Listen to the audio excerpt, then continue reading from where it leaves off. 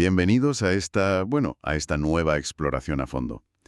Hoy vamos a meternos de lleno en un tema que la verdad resulta sumamente intrigante, porque toca algo que, oye, todos poseemos. Efectivamente, todos. Algo que nos acompaña cada segundo del día, pero que muy pocos entendemos cómo funciona realmente a nivel operativo.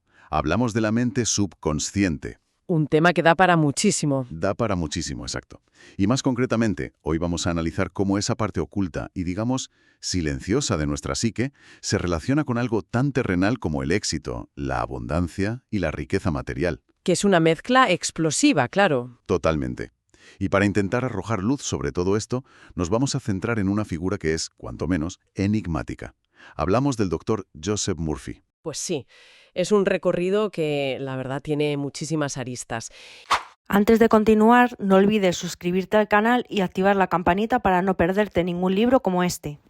Y para que quien nos escucha sepa exactamente con qué materiales estamos trabajando hoy, tenemos sobre la mesa una pila de documentos bastante variada. Menuda mezcla tenemos hoy, sí. Ya te digo.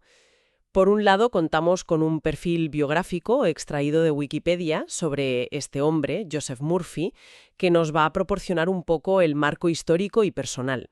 Ajá. Por otro lado, tenemos un resumen exhaustivo y un análisis crítico profundo de la plataforma Bookey, y esto es sobre una de sus obras, que quizá es menos conocida pero muchísimo más directa. Se titula Tu poder infinito para enriquecerte. Un título que no se anda con rodeos. Para nada.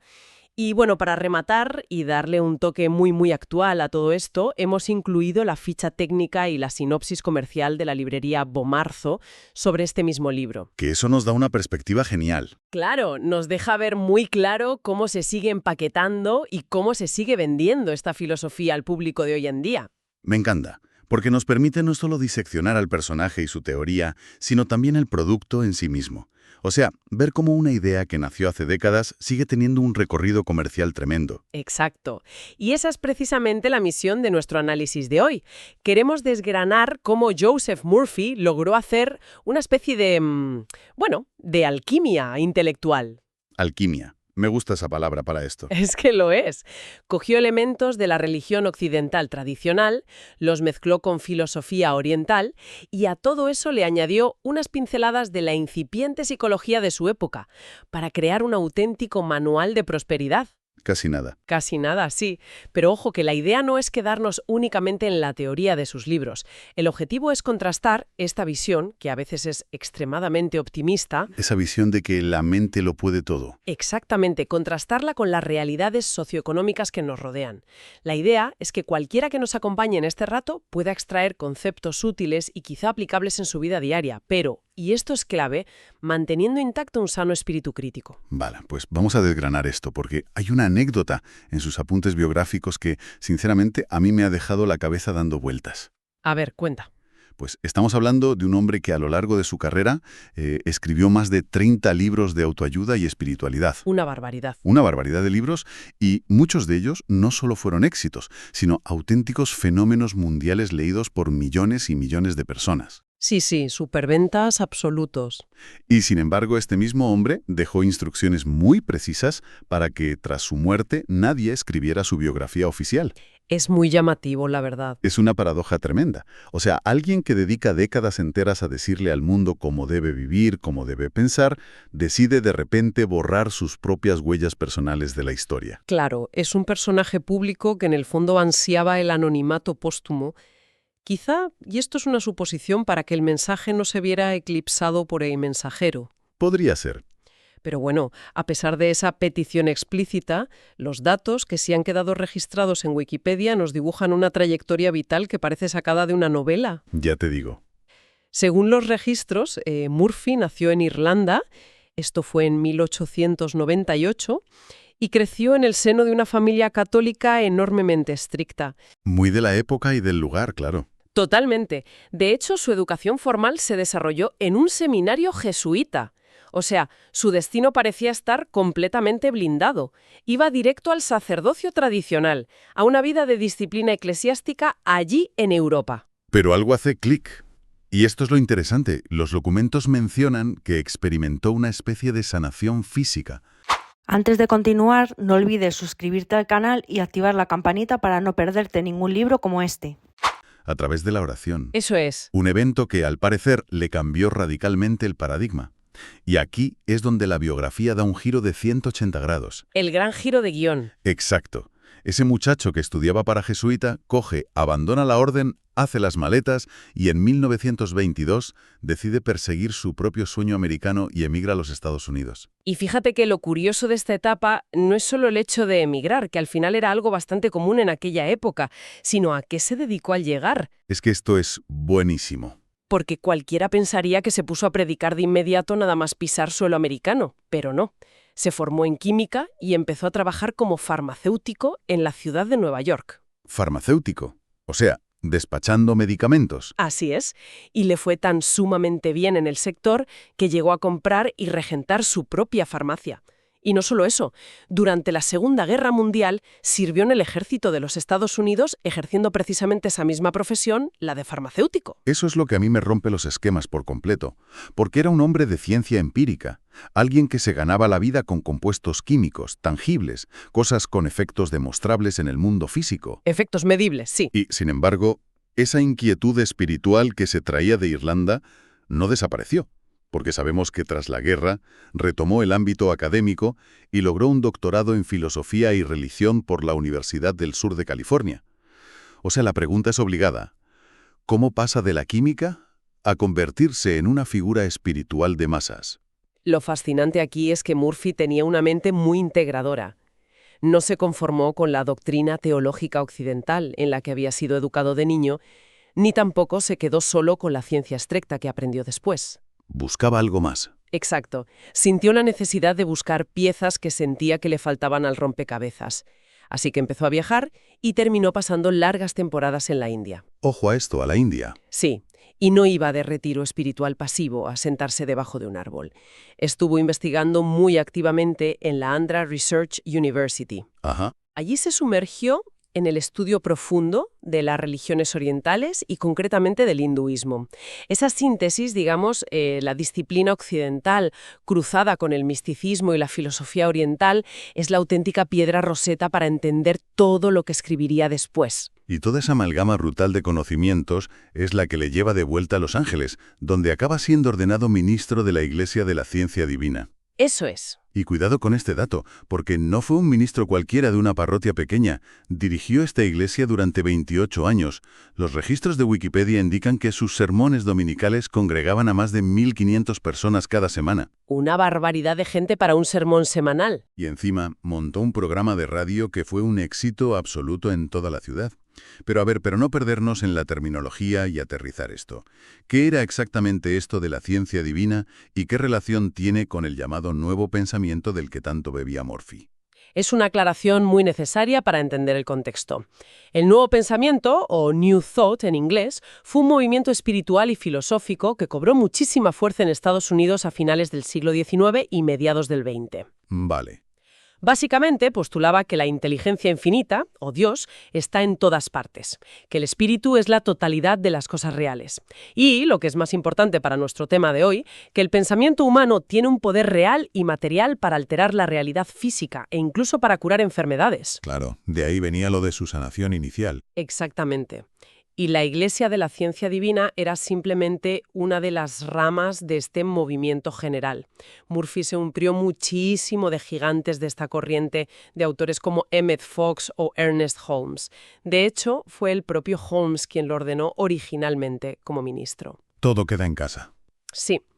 Y lo que hizo Murphy, su gran talento, fue coger todos esos conceptos metafísicos que a veces podían ser muy densos y difíciles de tragar y los empaquetó en un mensaje súper práctico, directo y muy fácil de consumir para la clase media estadounidense de la posguerra. Lo cual nos lleva de cabeza a la filosofía central que vertebró toda su obra. Esa premisa principal que él expone muy bien en su libro Superventas, El poder de la mente subconsciente, que me parece de una simplicidad que asusta.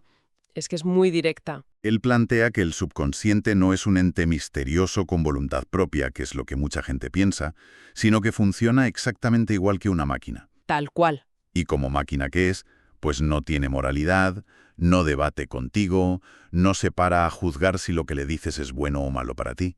Simplemente recibe una orden y la ejecuta. Antes de continuar, no olvides suscribirte al canal y activar la campanita para no perderte ningún libro como este. Al aceptar una idea, pone a trabajar toda su maquinaria interna para materializarla en tu entorno. Exacto. Él lo llama, y este es un término clave, la ley de la impresión. La ley de la impresión. El concepto es que la mente consciente, la parte racional, es el capitán del barco, que da las órdenes. Y la mente subconsciente es la tripulación que está abajo en la sala de máquinas, que simplemente acata las órdenes sin asomarse a mirar por la ventana. Qué buena analogía. Es muy gráfica. El peligro y a la vez el tremendo potencial de esta teoría es que la tripulación no cuestiona absolutamente nada. Si el capitán imprime una creencia firme de que el éxito es inminente, la maquinaria se pone en marcha para identificar y atraer oportunidades. Claro. Pero si la mente consciente imprime dudas constantes, miedo a la pobreza o la convicción de que todo va a salir mal, el subconsciente trabajará con esa misma eficiencia implacable para materializar ese fracaso estrepitoso. Y a ver, todo esto suena muy lógico dentro de su marco teórico, pero a nivel puramente práctico, ¿cómo se supone que sorteamos a esa parte consciente? Esa es la gran pregunta. Claro, porque yo puedo decir en voz alta, voy a tener éxito, voy a ser rico, pero mi cerebro analítico, el capitán del barco, me responde inmediatamente diciendo, no te engañes, que tienes las facturas sin pagar sobre la mesa. Totalmente. Entonces, ¿cómo lograba Murphy que la gente introdujera esas ideas en el subconsciente sin que el consciente, el filtro lógico, las bloqueara de golpe? Y ahí es justo donde entra su técnica más célebre, que es el recurso de la duermevela, o lo que formalmente se llama el estado hipnagógico. Ah, el momento justo antes de dormir. Ese mismo. Murphy aconsejaba encarecidamente que la autosugestión y todas estas afirmaciones positivas se realizaran en los momentos previos a quedarse dormido, o justo al despertar por la mañana. Y si conectamos esto con lo que hoy en día sabemos sobre neurociencia, tiene un paralelismo, la verdad, que muy interesante. Cuéntame más sobre eso. Pues durante la vigilia normal, nuestro cerebro opera principalmente en ondas beta. Es un estado de alerta, de lógica, de análisis puro. Es como un cortafuegos. El capitán del barco analizando los peligros. La duermevela, el cerebro desciende a frecuencias alfa y teta. En ese estado de somnolencia, el cortafuegos lógico y crítico sencillamente se apaga. Se baja la guardia. Exacto. La mente analítica deja de presentar resistencia. Y eso es lo que, según Murphy, permite que las afirmaciones penetren directamente y se impriman en el subconsciente sin ser saboteadas por la duda constante del consciente. Vale, eso explica muchísimo su metodología. Y me parece el puente perfecto para hablar del enfoque tan pragmático y materialista que le dio a la riqueza. Es que él era muy pragmático. Porque Murphy no se limitaba a prometer paz interior, iluminación zen o que te ibas a sentir muy bien contigo mismo. No, él hablaba de dinero contante y sonante, de pagar tus deudas, de prosperar económicamente. De hecho, de eso va el libro principal que estamos usando hoy. Exactamente. Y esto lo vemos cristalizado en Tu poder infinito para enriquecerte, que hemos analizado a través del resumen de Bookey y de la ficha de la librería Bomarzo. Y me llama muchísimo la atención cómo Bomarzo presenta este libro hoy en día en su catálogo online. Es un libro de bolsillo, tiene apenas 190 páginas y cuesta unos 14 euros. Es que es un formato que grita accesibilidad por los cuatro costados. Total, no intimida nada. La sinopsis comercial no intenta venderte un tratado de filosofía súper profundo e incomprensible. Te vende una herramienta utilitaria. Está enfocado explícitamente a desmitificar la riqueza. A bajarla a la tierra. Exacto. Intenta romper esa creencia popular tan arraigada de que para tener dinero hace falta nacer en una familia rica o tener un talento fuera de lo común o simplemente que te toque la lotería. Que dependes de la suerte externa, vamos. Eso es. Plantea de forma muy directa y sin tapujos que la abundancia financiera es simplemente el resultado de aplicar ciertos conocimientos, de entender estas leyes mentales de las que hablábamos antes y de saber utilizar tanto el silencio de la duermevela como la palabra hablada a tu favor. Y sobre esto, el resumen de Bookey destaca una analogía que usa el libro en sus páginas y que me parece digna de analizar. Murphy propone que la actitud hacia la riqueza, la forma en que la miramos, debería ser exactamente igual a nuestra actitud hacia el aire que respiramos. Es una analogía muy potente. Argumenta que la gran mayoría de la gente desea el dinero desde la carencia absoluta, desde la desesperación del no lo tengo, me falta, lo necesito urgentemente, Y claro, según su propia ley de la impresión, si deseas algo desde la pura desesperación, lo que estás imprimiendo en realidad es escasez en tu máquina subconsciente. ¿Estás enviando la orden de «soy pobre»? Efectivamente. Antes de continuar, no olvides suscribirte al canal y activar la campanita para no perderte ningún libro como este. Él propone que la riqueza debe invitarse a la vida de uno con la misma naturalidad, con la misma calma con la que inspiramos oxígeno cada segundo, sabiendo que hay suficiente aire en la habitación para todos. Y en el texto, para referirse a esa fuente inagotable de abundancia, habla de asociarse con lo divino, y utiliza un término muy específico y curioso. Usa la palabra Ishar. Sí, y es importante detenernos un momento a contextualizar esa palabra, porque de lo contrario a quien nos escucha le puede sonar muy críptica o inventada. Es verdad, suena un poco rara de primeras. El uso de Ishar es un claro ejemplo de la influencia que tuvieron sus años de estudio en la India. En ciertas corrientes de la filosofía y teología hindú, Ishvara o Ishar hace referencia al Señor Supremo o a la manifestación personal de la divinidad que impregna absolutamente todo el universo material. Vale. Ahora todo encaja con su viaje a la India. Claro, al introducir este término, Murphy está diciendo que la abundancia no es algo externo que debamos sudar para arrebatarle al mundo con esfuerzo, sino que es una cualidad inherente a la estructura del propio universo. Al conectar con Esensar, uno se conecta con el flujo natural de la prosperidad y así logras eliminar toda la fricción de la ansiedad financiera. Vale. La teoría cosmológica es profunda y está muy bien estructurada, pero a mí lo que me atrapa realmente de este tipo de libros es cómo aterrizan los conceptos. A través de ejemplos, claro. Exacto. A los seres humanos nos mueven las historias, las narrativas personales, y Murphy era un verdadero experto en usarlas para convencer a sus lectores. Bucky rescata varios de los casos de estudio que él presentaba en el libro como prueba empírica de que esto funcionaba. Son historias muy ilustrativas. Amargada incluso, porque su verdadera vocación era ser arqueóloga. Pero claro, no tenía ni los medios económicos ni el tiempo para lograrlo. Y lo interesante de lo que relata Murphy es que la solución no fue que ella se pusiera a enviar currículums compulsivamente a universidades o a excavaciones. No hizo nada físico al principio. Nada. Según el libro, el cambio empezó estrictamente dentro de su cabeza. Ella modificó sus patrones de pensamiento durante esas fases clave de duerme-vela antes de dormir. Empezó a imprimir en su subconsciente la firme creencia de que ya estaba realizando excavaciones. Y ya estaba viviendo esa vida. Exactamente. La narrativa del libro sostiene que al cambiar el molde mental por completo, las circunstancias externas empezaron a encajar casi de forma asombrosa y eventualmente logró transformar su realidad y dedicarse por fin a la arqueología. Es fascinante. Y luego también está el caso del joven guía turístico, que es otro clásico de Murphy. Un chico que trabajaba guiando a otros en su país natal, pero cuyo sueño dorado era viajar a América.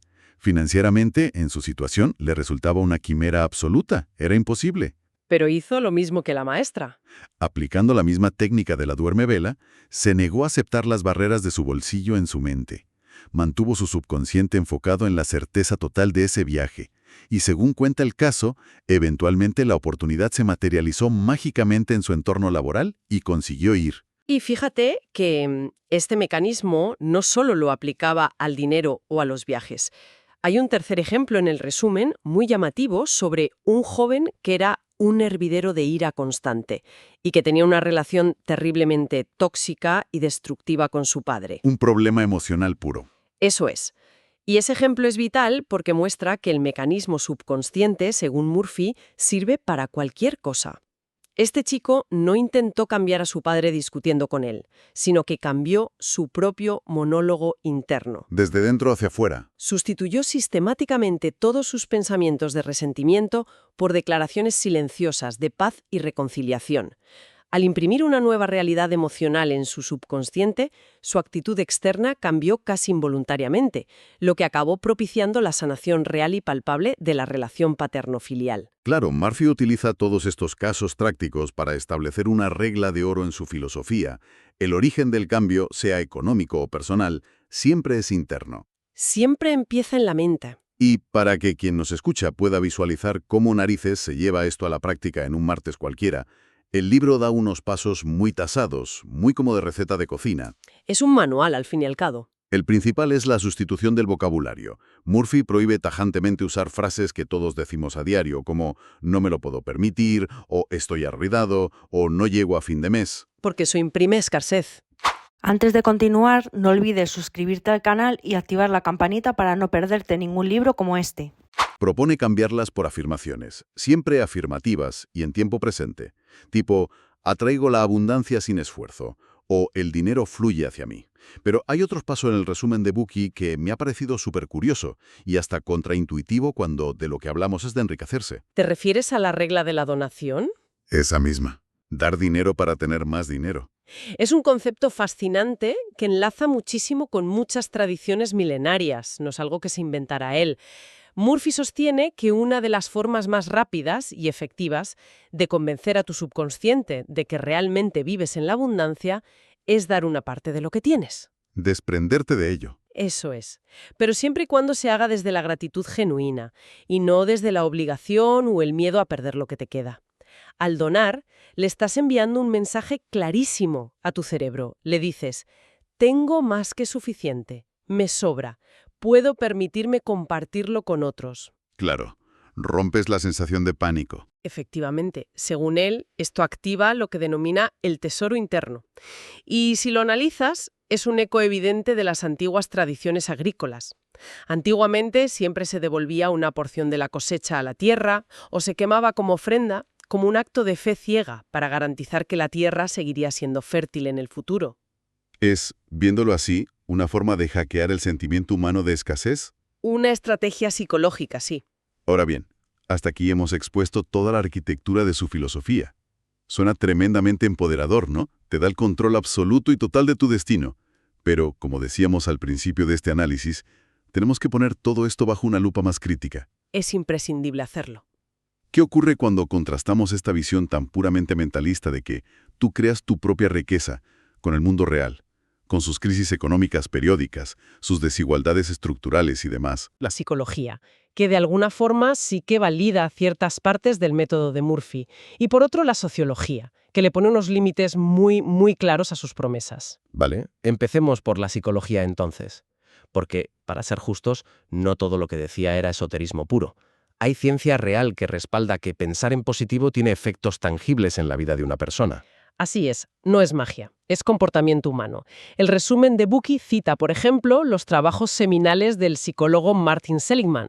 Concretamente, se refieren a sus estudios del año 1991 sobre lo que él bautizó como el optimismo aprendido. Un concepto clave en psicología.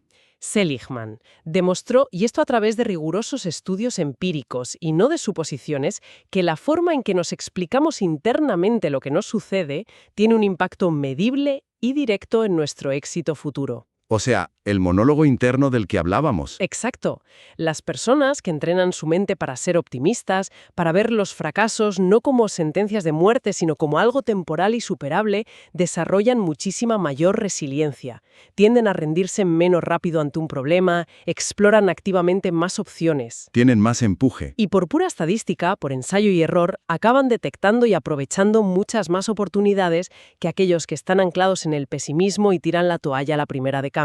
Es decir, que la psicología clínica moderna, de alguna manera, le daría la razón a Murphy en el sentido de que controlar tu narrativa mental, tu subconsciente, te posiciona objetivamente mucho mejor en la parrilla de salida para alcanzar tus metas. Hasta ese punto, sí. Hasta aquí, la ciencia avalaría esa actitud de no rendirse y mantener el foco en la abundancia y el éxito. Correcto. Pero, y este es un pero muy grande, aquí es donde entra la sociología para matizar fuertemente el discurso. A bajarlo a la cruda realidad. Porque la postura de Joseph Murphy, leída literalmente, llega a afirmar que la riqueza o la pobreza de una persona son dictadas únicamente, y recalco el únicamente, por su estado mental. Y claro, ahí chocamos con el mundo real. Porque fuentes institucionales serias, como por ejemplo un exhaustivo estudio del Pew Research Center del año 2018, que se cita en los análisis críticos, muestran una imagen muchísimo más compleja de cómo funciona la riqueza. No es tan sencillo como desearlo fuerte. Para nada. Este tipo de investigaciones sociológicas argumentan de forma contundente que los factores externos y tangibles juegan un papel gigantesco. Un papel que, sintiéndolo mucho, no se puede ignorar por mucho que pienses en positivo antes de dormir. Es que hay que hablar de contexto. Antes de continuar, no olvides suscribirte al canal y activar la campanita para no perderte ningún libro como este.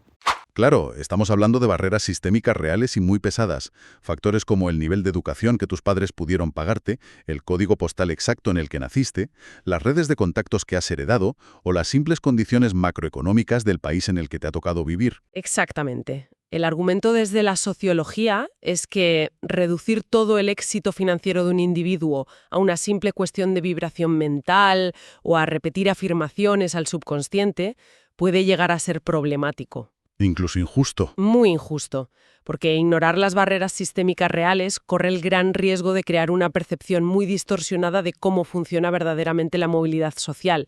Puede llevar a culpar a las personas de su propia pobreza, asumiendo que simplemente no pensaron correctamente. A ver, entiendo perfectamente el punto. Y creo que es importante que mantengamos una imparcialidad estricta aquí. Es fundamental que quien nos escucha sepa que estamos exponiendo esto desde un plano neutral. Totalmente neutral. Por un lado tenemos la propuesta filosófica de Murphy. Esa idea de que tú eres el arquitecto absoluto de tu destino a través de tus pensamientos. Una visión que, oye, inyecta una motivación tremenda a cualquiera. Te da las riendas de tu vida. Te las da. Pero por otro lado, tenemos los datos fríos del Pew Research Center y de la sociología, que nos recuerdan como un jarro de agua fría que las reglas del tablero no son iguales para todos. Y que la falta de recursos económicos de una familia rara vez es culpa de no haber visualizado suficiente riqueza antes de quedarse dormidos. Son dos caras de una misma moneda. Mostrar ambas posturas es fundamental en este análisis para no caer ni en el pensamiento mágico desmedido, que puede ser peligroso, ni en el determinismo absoluto de pensar que si naces pobre, vas a morir pobre, hagas lo que hagas. Esa es precisamente la síntesis de valor que intentamos aportar hoy. El enfoque más inteligente, y probablemente el más útil para el día a día, resida en no descartar ninguna de las dos realidades. Combinarlas, digamos. Exacto. Es decir, podemos y debemos aprovechar al máximo las herramientas psicológicas que propone Murphy. La gestión de nuestro monólogo interno, la reducción de la ansiedad a través de la relajación en la dormevela y la programación de objetivos claros en nuestra mente. Todo eso es útil. Muy útil. Pero debemos combinar esa resiliencia psicológica que nos da con una comprensión lúcida y muy realista de que también necesitaremos adquirir habilidades prácticas. Necesitaremos esforzarnos de forma tangible y aprender a navegar por estructuras sociales que son complejas. Entonces, a modo de cierre, ¿con qué nos quedamos de todo esto? Si hacemos un repaso rápido del viaje de hoy, la verdad es que hemos ido desde un estricto seminario jesuita en la Irlanda del siglo XIX, pasando por el mostrador de una farmacia en Nueva York, Menudo viaje. hasta llegar a los multitudinarios sermones sobre el poder de la mente en Los Ángeles. Hemos analizado cómo un concepto filosófico profundo, basado en antiguas religiones orientales, se empaqueta hoy en día, en 2026, en un manual práctico de bolsillo de 14 euros. Que se sigue vendiendo muchísimo. Y finalmente, hemos puesto frente a frente el poder innegable del optimismo aprendido de Seligman con las frías estadísticas sociológicas sobre la desigualdad sistémica. Pues yo creo que la conclusión principal, lo que cualquiera puede llevarse a casa, es la inmensa importancia de tomar conciencia real de nuestra narrativa interna. De lo que nos decimos a nosotros mismos. Eso es. Independientemente del punto de partida económico de cada persona, de las enormes dificultades macroeconómicas o de los retos diarios que tengamos, ser dueños de esa voz que nos habla constantemente es crucial. Totalmente de acuerdo. Evitar caer en la resignación automática frente a las dificultades y decidir proactivamente qué tipo de semillas plantamos en nuestra mente es al final una herramienta de supervivencia vital en un mundo que está lleno de sobrecarga informativa, de malas noticias y de estrés constante. Al final es aceptar esa analogía de la máquina o del jardín que comentaba él, sabiendo que la tierra de nuestro cerebro, nuestro subconsciente, no distingue de forma moral entre una semilla de algo perjudicial y una semilla de algo útil. ¿No tiene filtro? Simplemente, de forma neutra y tremendamente eficiente, hace crecer aquello a lo que le prestamos más atención sostenida. Y precisamente sobre esa atención quiero dejar una última reflexión flotando en el aire para cerrar nuestro análisis de hoy. Un pensamiento para darle al coco. A ver, dispare. Hemos hablado extensamente de la teoría de Joseph Murphy sobre cómo la mente subconsciente es sumamente sugestionable y de cómo el momento de mayor vulnerabilidad, ese momento donde el cortafuegos consciente está bajado, son esos minutos de pasividad mental extrema justo antes de quedarnos dormidos. La famosa duerme vela, sí. Sabiendo esto, la pregunta que yo me hago es la siguiente: ¿qué impacto silencioso pero profundamente transformador en nuestro subconsciente están teniendo los algoritmos y el diseño adictivo de las redes sociales? Teniendo en cuenta, claro, que deslizar el dedo por la pantalla del móvil absorbiendo vídeos y opiniones es para la inmensa mayoría de la población literalmente lo último que hacemos cada noche desde la cama. Madre mía, ahí lo dejas. Un cierre que, sin duda, nos da muchísimo en lo que pensar para esta noche, justo antes de cerrar los ojos. Hasta la próxima exploración. Antes de continuar, no olvides suscribirte al canal y activar la campanita para no perderte ningún libro como este. Libros que abren puertas, palabras que enseñan más. Dinero y libertad, todo lo vas a lograr. En cada episodio, en cada nueva visión. Riqueza entre páginas, es la revolución. Riqueza entre páginas, riqueza al despertar. Riqueza entre páginas, prepárate a despegar. Cada hoja una lección, cada historia es expansión. Riqueza entre páginas, tu canal de inspiración.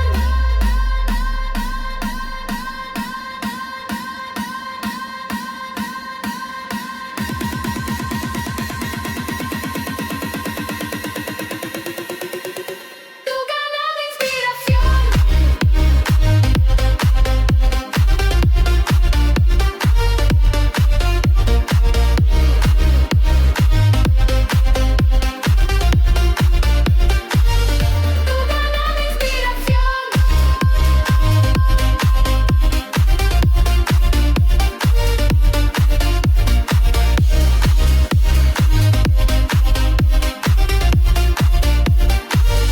Tu canal de inspiración.